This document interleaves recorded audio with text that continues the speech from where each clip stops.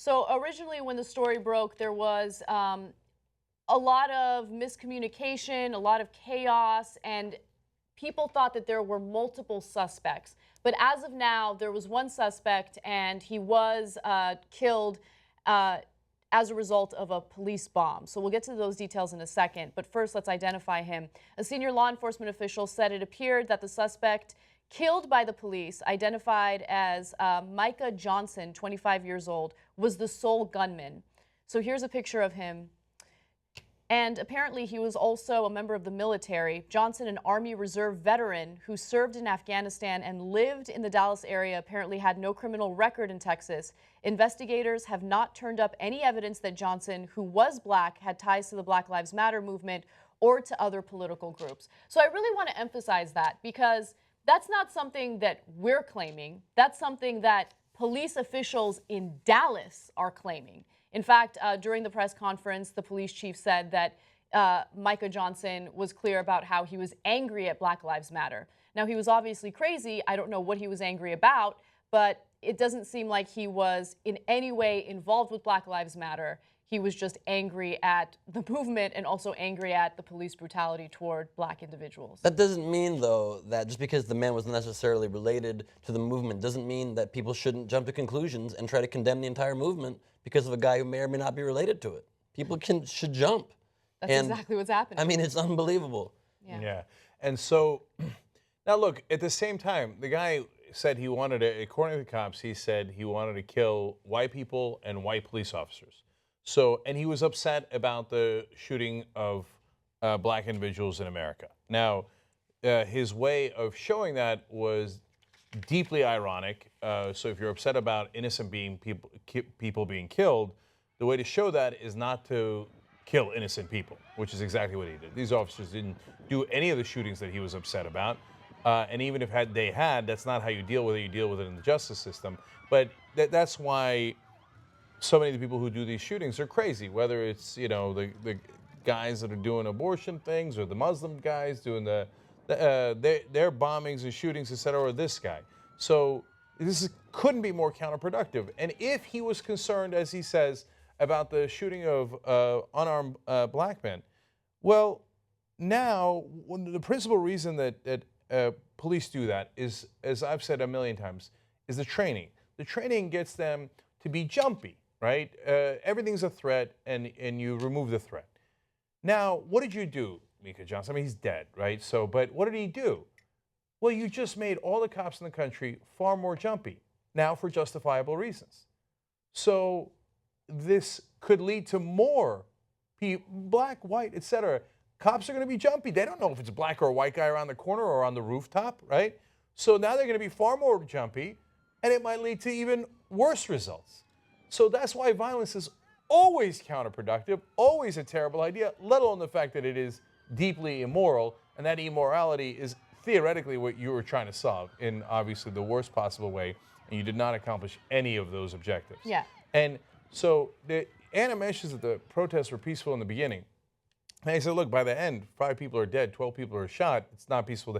But you can't ascribe that guy on the roof with everyone else who there's pictures of them taking pictures of the cops, and the cops were great. There was the picture that's I keep thinking about is a black protester, no justice, no peace sign, and a white cop and a black cop right next to him. And tweeted by the Dallas Police Department, yes, showing how proud they were that they were supporting this peaceful protest, even about their own policing, about the policing in our country. That's exactly where the conversation needs to be. Mm-hmm. Yeah, and in that moment. And that's why violence is so stupid, because in that moment, we were actually kind of getting there. So there was black, white, et cetera, Americans who were upset about all these unarmed black guys getting killed all across the country. They do their most American thing you could do, First Amendment rights, they protest.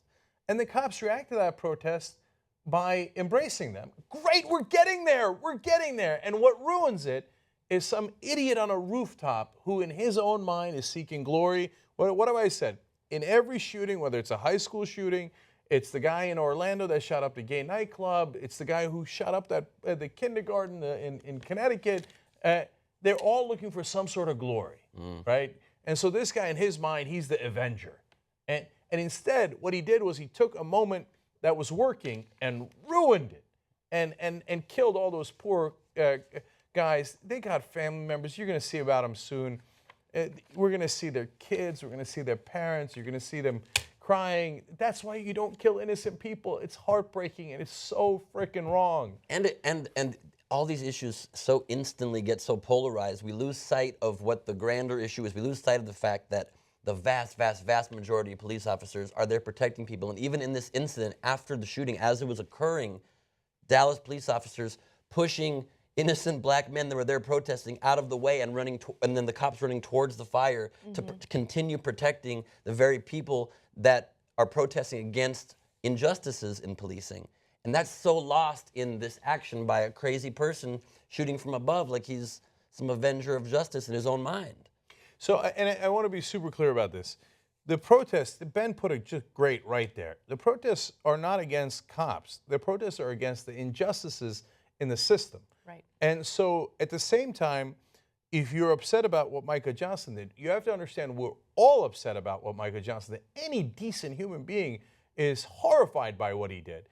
So, and if you're upset at that, you should be upset about him and what he did and not attribute that to all the protesters there who were getting along with the cops great, who were Americans, who were doing the most American thing they could possibly do and handling it in a political way and the correct way. To take it out on people who were doing it the right way because someone else did it the wrong way, again, would be deeply counterproductive, deeply immoral, and would get us back into a cycle of violence that no one gains from.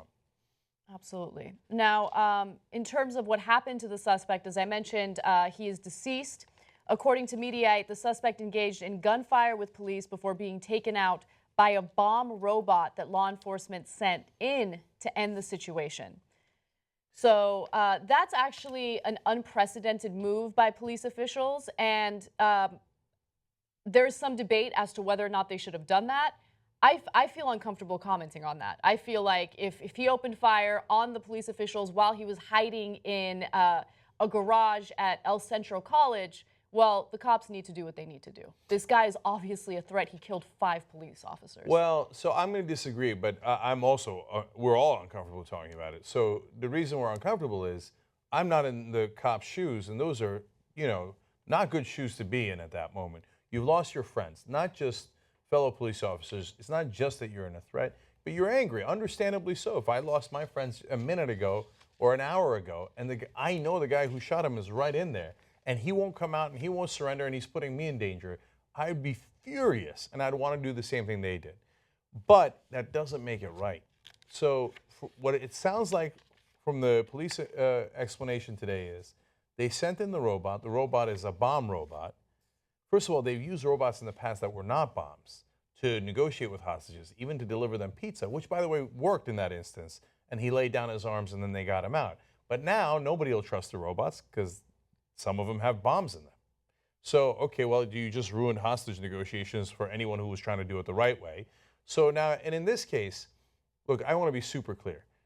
You're going to have SWAT guys on him? Of course you are, right? On every exit, everything. Am I asking the cops to walk in when he still has his weapon? No, he just shot 12 cops. Hell no, I'm not asking the cops to walk into that. No way, right? What I'm asking is for us to do what we've always done. We wait him out. So, again, I know you're right. If you say easy for you to say, Cenk, you're right. It's easy. Like I'm not in their situation, and so I feel terrible about it. But it's incumbent upon us as society to do the right thing and not to sink to the level of these guys. So I think we should have gone with standard procedure. Wait him out, as hard as that is. If he pokes his head out and looks like you're in any kind of danger, this is when you shoot. Don't get me wrong. Like, I think that cops have criticized other cops in the past for shooting too quickly. In this case, that wouldn't have been the situation. If he pokes his head out and you're in any kind of threat, boom, put him down. I'm 100% with you. He just shot people. There's no question he's dangerous. But putting a bomb in there in a domestic situation, what we normally do in war, putting a bomb in there and blowing him up, that is a bad precedent. As much as we all were super angry at that guy, as much as we all empathize with those cops there, I don't want to set that precedent. That's a bad precedent. I don't know where that goes from here. There's no doubt that brings up a scary precedent and one that needs to be figured out whether or not we would even approve of the concept of using bomb-armed robots in policing here within our own country. And of course, it also is especially it especially creates a problem too in the optics of this situation when the whole protest is about overreach of force by police officers to then do that. At the same time, I don't really have a grasp yet of what the difference is once he's already fired at police. They're trying to kill him by shooting back. They're just killing him in a different way. It's the same end result without him having to poke out and shoot again and risk officers' lives. What is the moral difference, really? So, Ben, I think that's a super fair question. To me, the difference, and there is, like in police procedure, as far as I understand it, like, so for example, in another story about a Fresno shooting today, they shoot the guy twice, the 19-year-old kid, he goes down. Okay, once he goes down, then you're at a different decision point than when you thought he might be pointing a gun at you in the first place. Mm-hmm. So once he's entered that building and you're reasonably sure that he can't get out of the building, well, you've entered a different situation than the active running back and forth and shooting each other. Like one of them, I saw a video, and it's so uncomfortable to watch these videos.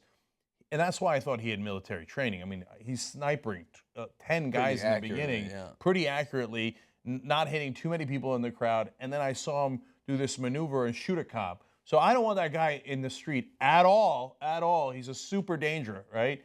But once you have him contained, different rules then begin to apply. That's why they brought in the hostage negotiators in the first place. And they tried for hours. I don't want you to get the impression they didn't try. But during that time, they also exchanged fire with him, right. Even when he was holed up in that parking garage. So I guess that's still my question. It's not like it was a different phase. It was during this long, protracted phase where there was negotiations. There was also exchange of gunfire, which obviously the point of returning gunfire is to try to incapacitate and kill that person. So what's the difference? What's the difference if they had rolled in anything else to incapacitate I it? definitely, look, morally, I completely understand your argument, and I agree with you. I think morally there's no difference. And the reason why I'm uncomfortable getting critical toward the officials for using that bomb is because, look, details are still coming out. We don't know exactly what happened, how much of an imminent threat he was to the cops at that time. And I want the cops to survive, right? And so if they have to do it and it's their last option and that's what they claim it was, then I'm all for them doing what they need to do.